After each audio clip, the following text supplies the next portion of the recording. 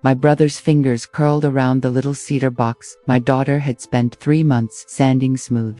The one she'd etched with tiny desert roses and his initials in careful cursive. He lifted it like it weighed nothing, turned it once in the porch light, and laughed. A short, sharp bark that cut through the backyard barbecue noise. "Cheap, worthless trash," he said, loud enough for the cousins, the neighbors, the Bluetooth speaker, thumping reggaeton to hear. Then he flicked his wrist and the box flew, spinning end over end, brass hinge glinting, until it cracked against my daughter's forehead with a sound like a branch snapping in winter. She was 10. The music didn't stop. Someone's phone flashed. My parents, perched in lawn chairs with paper plates of carnitas, didn't even look up. Mom dabbed hot salsa from her chin and smiled at Dad like they were watching a sitcom. I felt the moment freeze, the way code hangs when a server dies, every face buffering. I'm Maya Delgado, 36, senior UX designer, pulling 130 remote. No alimony, no safety net except the one I built line by line in Figma and savings bonds. For 7 years, I'd been the family's silent investor.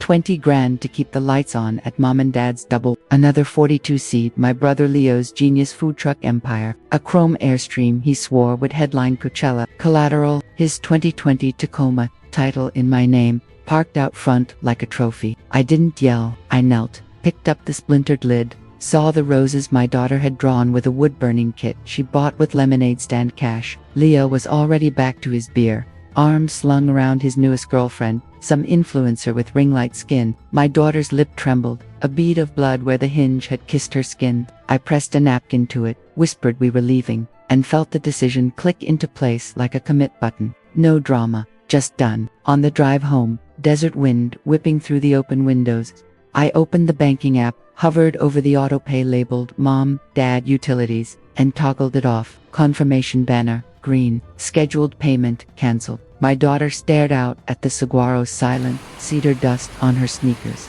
That night, Leo texted a selfie, him and the Airstream, captioned dreams loading. I didn't reply. I screenshotted the Tacoma title instead, emailed my lawyer the PDF, subject line, begin repo process. By morning, the tow company had GPS coordinates. Leo thought it was a prank until the flatbed rolled up at the food truck yard, chains rattling like Judgment Day. Tourists filmed. His girlfriend lifts. The truck lifted, tires spinning air, gone in 4 minutes. Auction closed at 42 grand, wired to my account minus fees. Deficiency balance, 28,000, now unsecured. I let it ride. Mom called at noon, voice crackling. Your brother's stranded. Mia. The truck was his whole brand. I let it ring to voicemail. Dad followed up, wheezing through his oxygen tubes. Family helps family. I deleted both. My daughter asked if Uncle Leo would apologize. I told her some people only learn when the music stops. She nodded, opened her laptop, and started designing a new box. Sharper angles, hidden compartment, no roses. 2 days later, the power company taped a red notice on Mom and Dad's door. Autopay had lapsed. Balance, 1,400. Dad tried PayPal. Card declined. Mom posted on the neighborhood Facebook group, pray for us. Daughter cut us off. Comments poured in. Heart emojis, fire emojis. Someone tagged my work Slack. HR flagged it within the hour. I forwarded the thread to legal, requested a cease and desist, certified mail, return receipt. Mom signed with a shaky M. Leo showed up at my gate the next Friday, sunburned, smelling like fryer grease. You're killing Mom's blood pressure, he shouted through the intercom. My daughter watched from the window, arms crossed. I hit the mute button, called security. Campus ban issued. Photo circulated. He tried again at 2 a.m., drunk, pounding the door until Ring captured every slur. Police arrived in 3 minutes, cuffs clicking under the porch light. Booked for public intoxication. Violation of peace. Mugshot hit the local crime blotter. His influencer girlfriend the Airstream account dropped to 1,400 followers overnight. Yelp reviews for Desert Bloom tacos tanked. Owner's family drama. Health score pending. Health department showed up unannounced. Cited expired permits. Truck impounded again, this time for fines. Leo started driving Lyft in a borrowed Corolla. Cracked upholstery, pine tree, air freshener swinging. Tips averaged $4. Gas ate half. He slept in the front seat at Walmart, alarm set for surge hours. Mom and Dad rotated between his backseat and a weekly motel off the I-10, neon vacancy buzzing. Dad's oxygen tank rattled in the trunk. Mom applied for food stamps, stood in line at day with a cardboard sign, "Seniors in need." Someone filmed, posted to TikTok, soundtracked with sad violin. My daughter saw it at school, came home quiet. I asked what she wanted. She said, "Boundaries."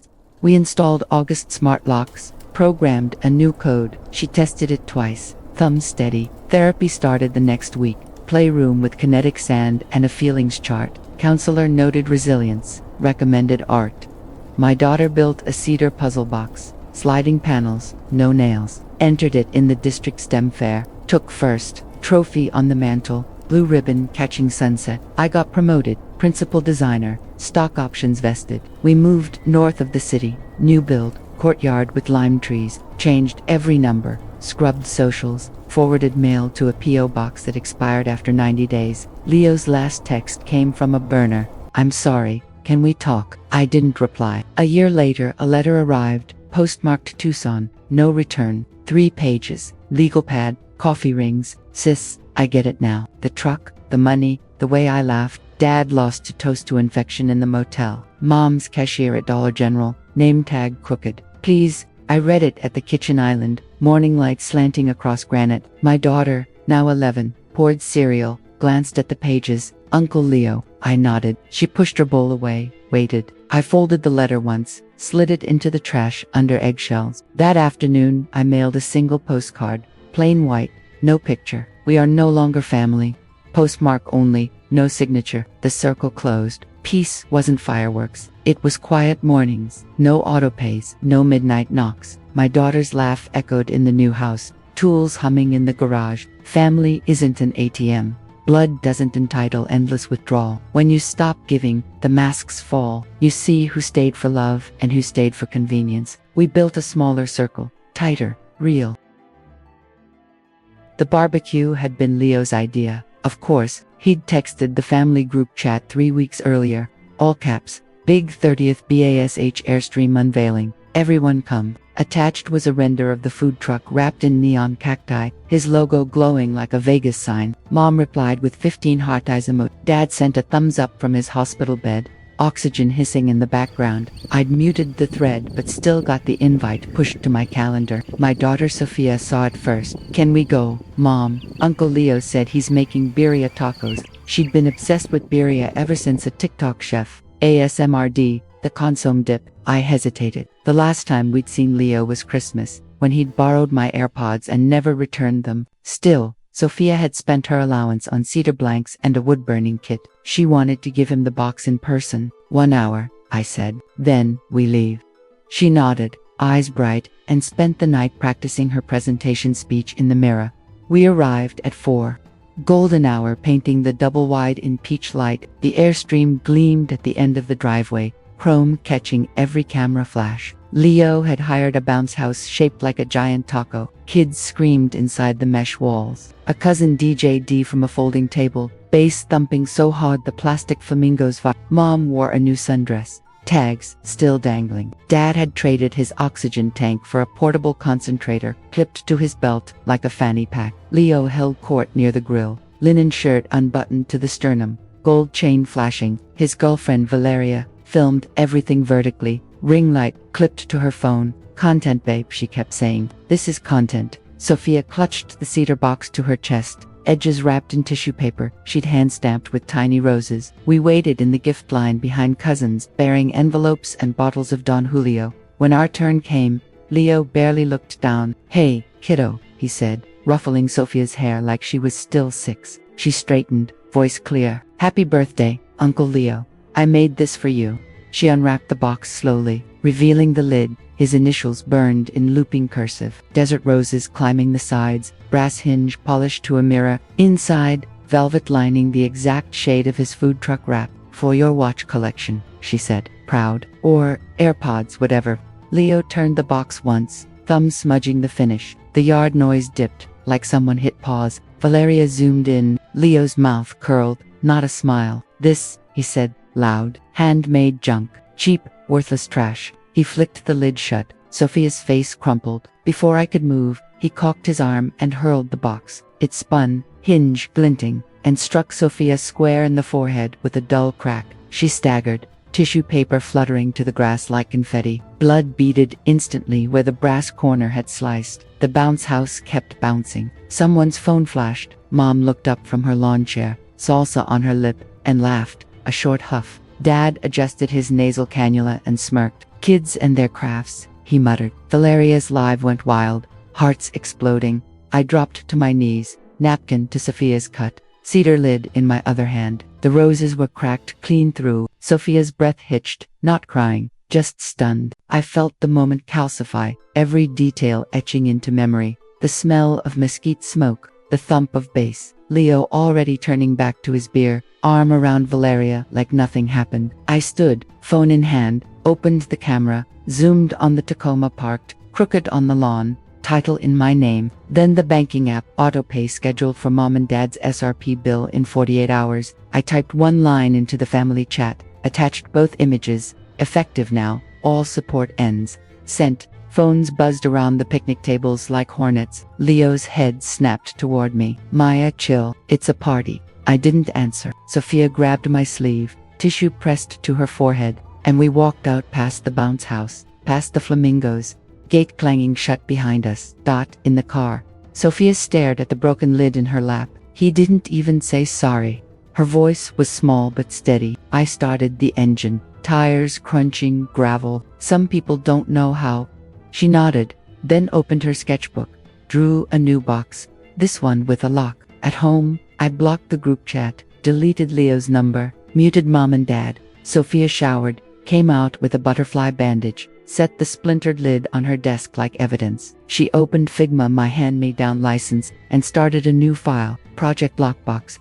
I logged into the bank, hovered over the autopay for Mom and Dad's mortgage, thumb steady, toggled off, confirmation pinged. First time in 7 years the chain broke. Leo's first voicemail came at 11:03 p.m. You're overreacting, sis. It's a box. I'll buy her a new one. Deleted. Second, at 11:07, the Tacoma. You can't be serious. Deleted. By morning, the repo company had the GPS lock. I brewed coffee, watched Sophia tape the cedar pieces with painter's tape, sanding the splintered edge smooth. At 9:45, my phone buzzed with a live feed from the tow driver. Leo paced the food truck yard in yesterday's shirt, yelling into his cell. The flatbed rolled up, chains clinking. 2 guys in high vis hopped out. Leo lunged for the driver door. Repo man sidestepped, hooked the Tacoma in under 3 minutes. Engine revved, truck lifted like a toy. Valeria filmed from the Airstream steps, mouth open. Tourists stopped, phones out. Leo chased the flatbed halfway down the block, linen shirt flapping, before it turned the corner.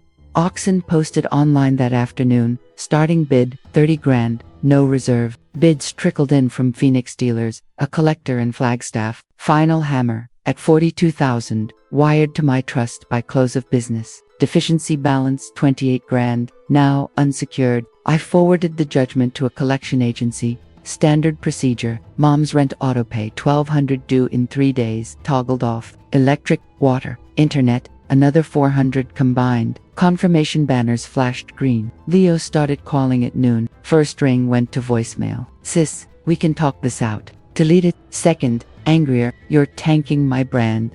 Deleted. By evening, 7 more, pleading, bargaining, threats about telling Sophia I was heartless. I let the inbox fill. Battery died overnight. 2 days later, the landlord posted a 3-day pay or quit on the double-wide store. Mom scraped together partial rent from bingo winnings. Bought a week. Dad's oxygen supplier cut service for no. He wheeled his tank to the ER build collect. Urgent care hit 2 grand. Mom tried GoFundMe. Help seniors keep their home. Raised 400 from church friends. Mostly pitied. Leo attempted pop-up tacos at the weekend market. Wheels of queso sweating in the sun. Health inspector cited him for no permits. Truck impounded again. Storage fees compounding. He showed up at my office gate the following Friday, sunburned, smelling like fryer grease. You're killing Mom's blood pressure, he shouted through the intercom. Security escorted him out. Campus ban issued. That night, pounding hit my door at 1:17 a.m. Sophia bolted upright, scrambled into her closet, knees to chest. I pressed against the hallway wall, heart slamming. Ring app glowed. Leo swayed under the porch light, bottle dangling. You ruined my life. Slurred through the panel. Sophia I whispered, stay put. Another bang rattled the frame. I dialed 911, voice low. Intruder, intoxicated, pounding door. Operator dispatched units, ETA for minutes. Sirens approached. Leo heard,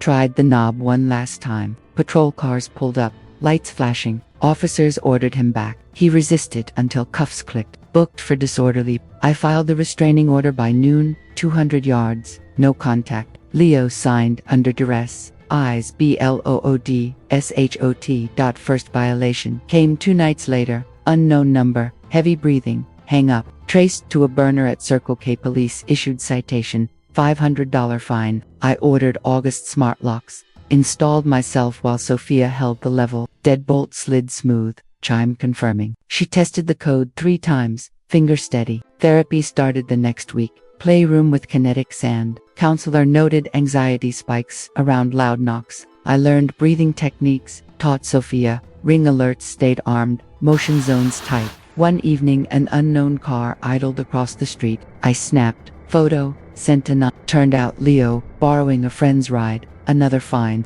Judge warned, next breach means jail. He stopped showing up after that. Mom and Dad started gate crashing my office during rush hour. Dad balanced on his cane, rubber tip squeaking. Mom clutched a cardboard sign, ungrateful daughter. Engineers paused. Phones up. Security radio crackled. I watched from the 3rd floor monitor. Guards flanked them, guided to the public sidewalk. Verbal trespass warning. They shuffled to their rattling Corolla, engine coughing alive. I forwarded the clip to HR. Legal drafted cease and desist on company letterhead. Certified to the DUP. Mom signed 2 days later. Rent still current. Then tracking confirmed eviction clock began.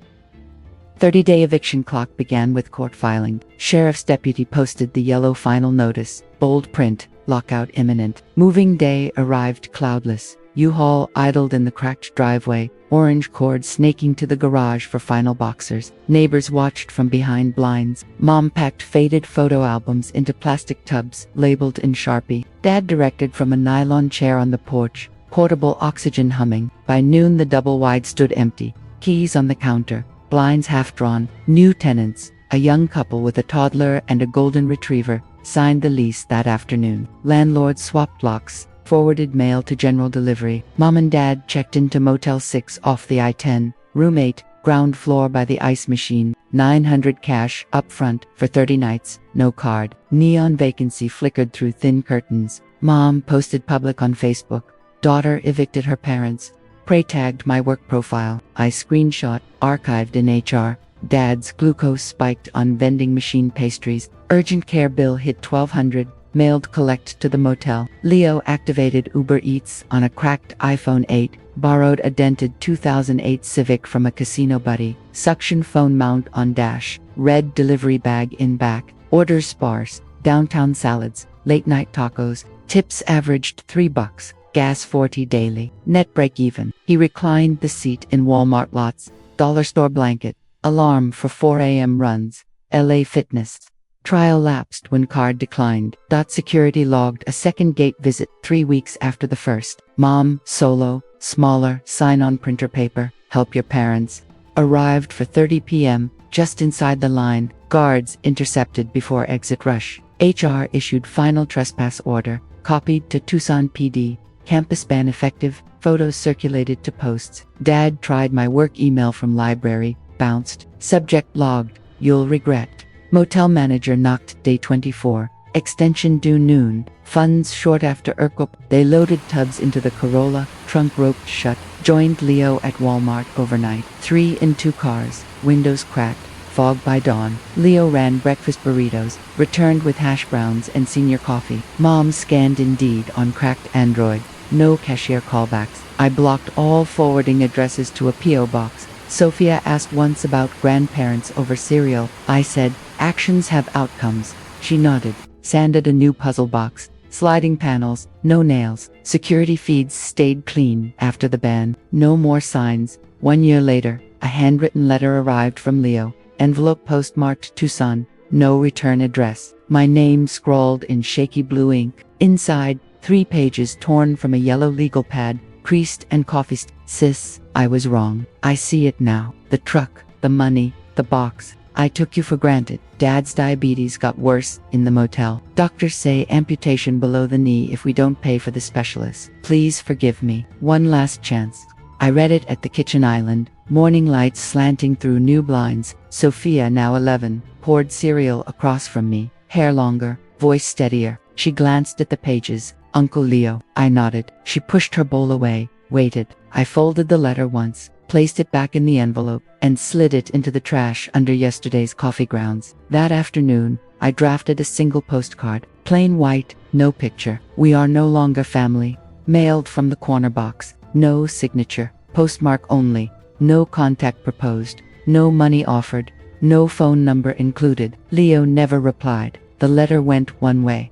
We had moved 3 months earlier. Quiet subdivision north of the city. Adobe walls. Citrus trees in the yard. New build. 2 stories. Sophia's room overlooking the Catalina foothills. Changed every number. Cells. Work extensions. Even the vet for the cat we adopted. Forwarding service expired after 90 days. Old emails bounced. Social media scrubbed. Profiles private. Connections severed. Sophia thrived in the new space. Woodworking bench in the garage. Power tools from birthday savings. She built the cedar jewelry box for her best friend. Dovetail joints. Hidden compartment. Entered it in the county fair. Took 2nd place. Trophy on the mantle. Blue ribbon fluttering. Therapy ended after 6 sessions. Counselor signed off. Resilient. Boundaries solid. I advanced at the company. Principal designer. Flexible hours, stock options, vested. Casey and I co-hosted virtual game nights. Kids in the background building Lego. No more HR flags, no gate photos. Security feeds archived blank. Rumors filtered through distant cousins. Leo still delivering. Civic on its last legs. Parents rotated between weekly motels. Food stamps approved. Dad's foot saved by charity clinic. Partial toe removal. Walker now. Mom cashier at a dollar store. Name tag crooked. No contact attempted after the postcard. Sophia asked once during a hike up Sabino Canyon, "Do you miss them?" Water bottle in hand, trail dust on sneakers. I thought of the splintered box, the pounding door, the cardboard signs. I miss who I thought they were. She nodded, adjusted her backpack, kept walking. Sun dipped behind the mountain, sky orange and calm. Family isn't an ATM. Blood doesn't entitle endless withdrawal. When you stop giving, the masks fall. You see who stayed for love and who stayed for convenience. We built a smaller circle. Tighter, real. Sophia's laugh echoed in the new house. Tools humming in the garage. Peace wasn't dramatic. It was quiet mornings. No autodrafts. No midnight knocks. The lessons stuck. Protect your peace like code. Test boundaries. Commit changes. Deploy without regret. But the story doesn't end with the postcard. 6 months later, on a Tuesday that smelled like creosote after rain, Sophia came home from school with a flyer. "Mom, look, STEM showcase at the convention center." She'd been selected to present her puzzle box series. I scanned the details. Keynote by a Google engineer, scholarships, industry judges. Pride hit me like a dopamine hit after a perfect sprint. We spent the weekend polishing her portfolio, 3D printing a custom stand, rehearsing her pitch until she could deliver it in her sleep. The night before the event, she asked if we should invite anyone. I knew what she meant. "Just us," I said. She nodded, relief in her shoulders. The convention center buzzed with prototypes and poster boards. Sophia wore the blazer we'd found at Buffalo Exchange, sleeves rolled once. Her station featured 3 boxes. The original cracked one labeled version 1.0. Failure, a reinforced model with titanium hinges, and a smart lock prototype synced to her phone. Judges circled, clipboards ready. A woman in a Rivian jacket lingered longest. Hidden compartment triggered by Morse code, Sophia explained, tapping the side. The box clicked open, revealing a tiny LED matrix spelling resilience. The judge smiled, wrote something, moved on. At the awards ceremony, the MC called 3rd place, then 2nd. Sophia squeezed my hand. 1st place in intermediate design, Sofia Delgado. The room erupted. She walked the stage like she'd done it 100 times, accepted the trophy, a check for $2,000, and a summer internship offer from the Rivian engineer. Back at our table, she whispered, "This one's for the cedar dust." I laughed until tears came. That night, we celebrated with birria from a food truck that wasn't Leo's. Sophia dipped her quesadilla, eyes shining. Mom, can we start a channel? Woodworking tutorials, but with stories. I raised an eyebrow, like revenge stories. She shook her head. No, like comeback stories. We launched Cedar & Code the next week. First video, from splinters to scholarships. Uploaded Thursday, 10,000 views. By Sunday, comments poured in. Single moms, kids with divorced parents, makers who'd been told their work was junk. Sophia read them aloud, voice steady. Leo saw it. Of course he did. 3 months later, another letter. This one typed, printed at the library. Saw Sophia's video, proud of her. Still sorry. Found a steady gig at a taqueria, saving for trade school. Dad's on dialysis now. Mom got promoted to shift lead. We're trying. No ask for money, no guilt trip. I showed Sophia. She read it twice, folded it, put it in her own cedar box, the smart lock one. Maybe one day, she said, but not today. We kept building. Channel hit 50,000 subscribers by year 2. Sponsorships from tool brands, Patreon for premium plans. Sophia designed a subscription box, monthly kits with pre-cut cedar, tutorials, hidden compartments. First run sold out in 6 hours. I quit the day job, became coup of our tiny empire. We hired a part-time editor, a single dad from the comments section, office in the garage, ring light over the workbench. 5 years after the barbecue, Sophia graduated high school with a full ride to ASU's design program. Her valedictorian speech quoted the cracked lid, trash to one person is treasure to another. The value isn't in the wood, it's in the hands that shape it.